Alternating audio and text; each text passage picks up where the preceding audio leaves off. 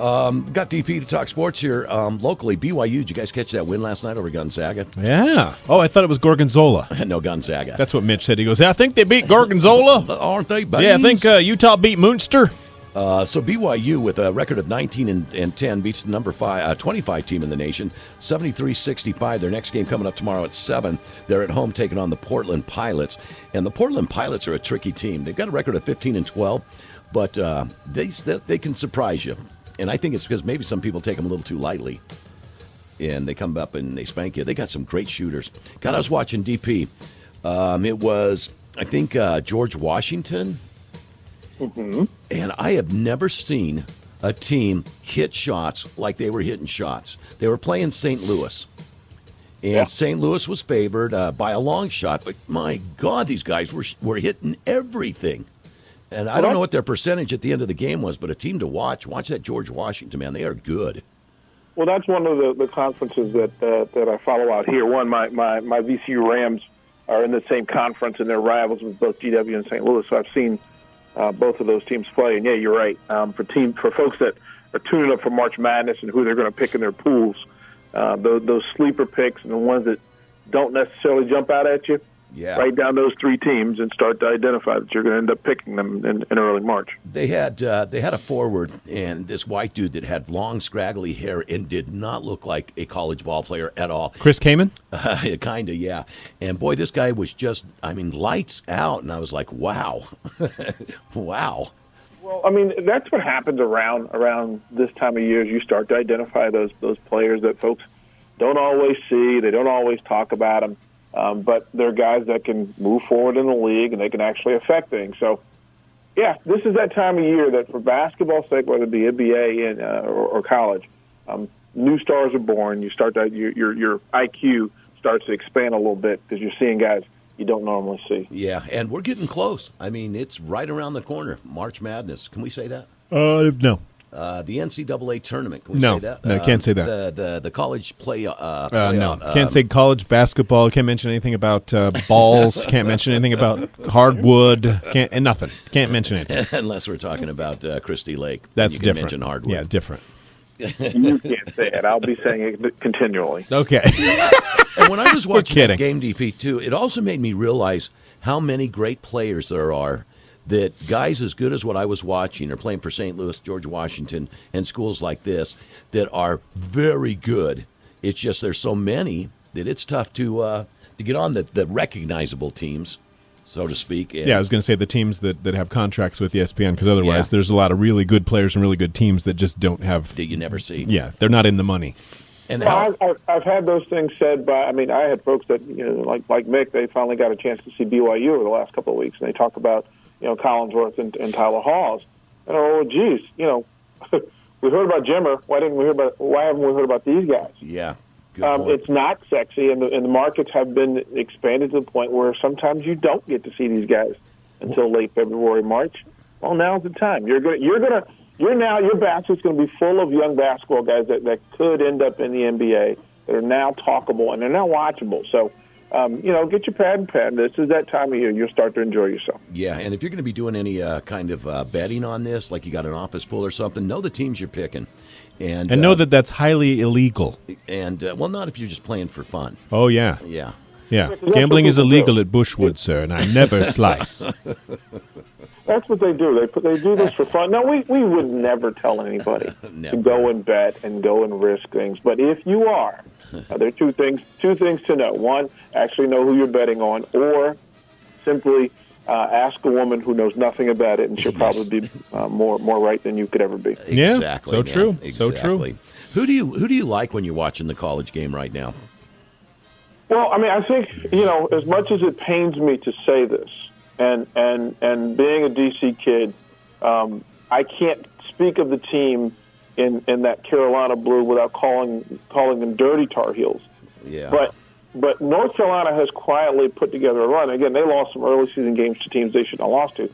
But they've beaten the number 1, number 2, number 3, and number 4 preseason teams. Wow. They've beat, and that hasn't happened. That hasn't happened. So, and then last night, they go, they beat Duke in the rivalry game. They have a good show. and quiet as quiet's kept, they're getting on a run. There are teams that jump out at you, and I still would say, Duke does a lot of things that are going to create problems for people. But the Pac-10 has a bunch of teams that are athletic, they're long in how they play, they're solid in what they do. I'm not sure that a Pac-12 team doesn't make a deep, long run. That hasn't happened in a while. Anybody back out west? Well, I'm not loving the teams out west. The Pac-12 gives you 6 teams that are all above 500 in conference play. They've got guys that can get it done. Oregon does some things that intrigues me, especially the way they defend. They defend in different spaces, and it's kind of odd. I'm an East Coast guy when it comes to basketball. So, these teams out here, Syracuse is going to be a tough mark for anybody. Yeah. They are just huge. Yeah. They're huge, and they're fast, and they're strong. I would say Syracuse looks like the team that's going to take the deepest, longest run this year. Cool. So keep an eye on, get to know Syracuse if you get an opportunity. They've been on every night. Yeah, I found the team is on my satellite TV with Dish Pros. 220 shows Olympic coverage during the day, and when they went to CBS or NBC, my TV was still on 220, and that's where that game came on. Gotcha. And it was such a great game. I didn't watch the Olympics. I watched this basketball game, and it was a great game, man. And St. Louis is good. Look, this is how this thing happens for everybody now. You've got all the hot button teams that people recognize, Syracuse, Duke, those teams. But you got to start talking about San Diego State, who's they got 22 wins at this point. Florida, who's made its way back and got number one votes. We haven't talked about Florida in a long time. And then the team that made it to the Final Four a year ago that nobody talks about, and they're undefeated.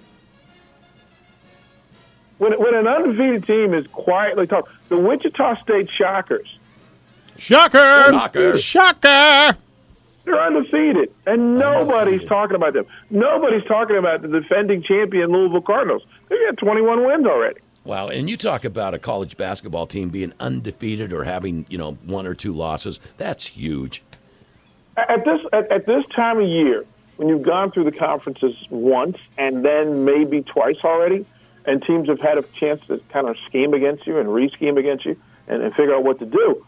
But there are teams in the top 10 that have had seasons that could go on the epic page. I mean, look, if Wichita State and Syracuse, if nobody jumps up against them anytime soon, just imagine a year where San Diego State, Cincinnati, Villanova, who hasn't been talked about in forever, and Wichita State. These are teams that are all top 10 teams that nobody, like if I asked you to name a player on those teams, you probably couldn't do it. Nope.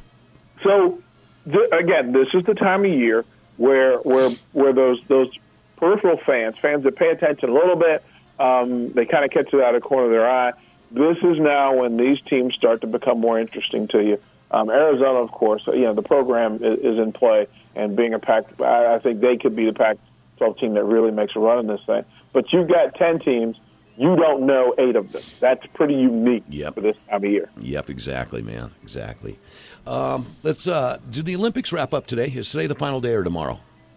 Today is the day that most people, especially here in America, will need to notify their bosses that they're not going to get any work done around lunchtime. In your case, late breakfast, because USA hockey team plays Canada, and this semifinal. I mean, look, folks haven't had a lot to talk about the athletes themselves.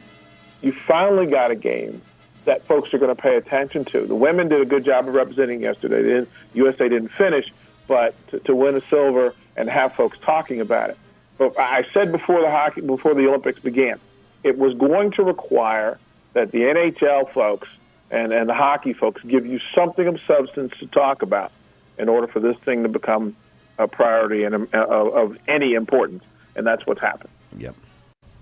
I got to tell you, what a upset! Yes, not an upset. What a comeback yesterday! Yeah. Don't call it a comeback. 3 minutes to go in the game. USA up 2-0, and the comeback that Canada did yesterday was amazing, incredible, their own miracle.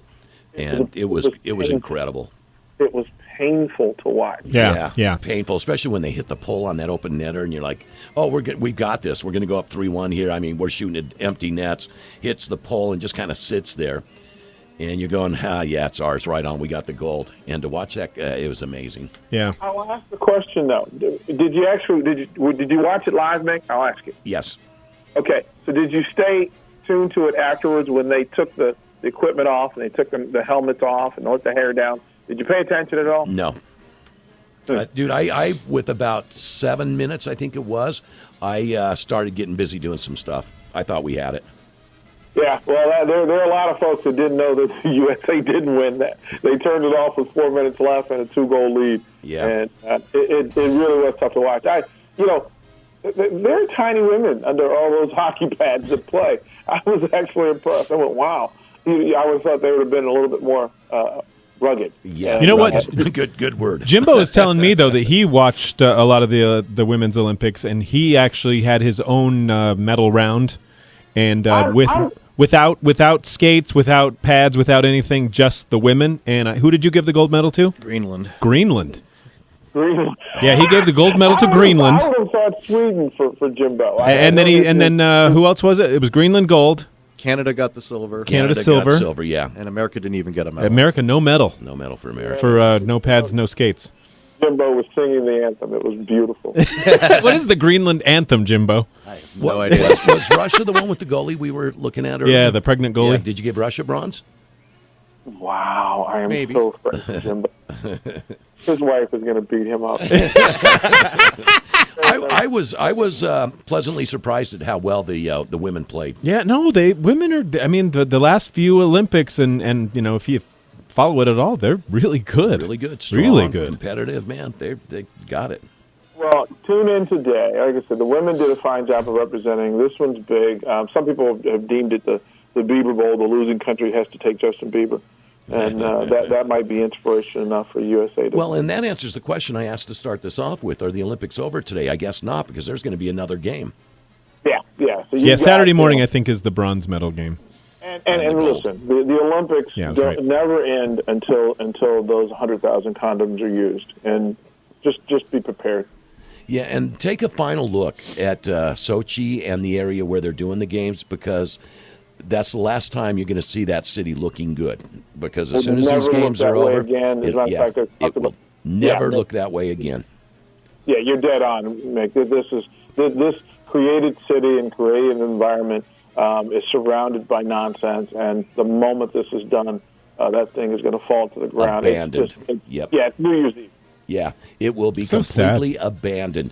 And the whole ideal was Putin and his buddies collecting the money leading up to the games, building these places, the roads and all that, putting the money in all his buddies' pockets, and the games are irrelevant. Yeah. If you want to see what it's going to look like in 20 years, Google Sarajevo Olympics. I mean, I know it's been war-torn and everything, but overgrown, weeds, I mean, the luge track gone, the covered by gone. trees, and Enjoy the next few days. Enjoy today's hockey. Enjoy tomorrow's hockey, and then after that, pretty much settle in and find something else to watch. As a matter of fact, this weekend you got tons to watch. What else? Daytona 500.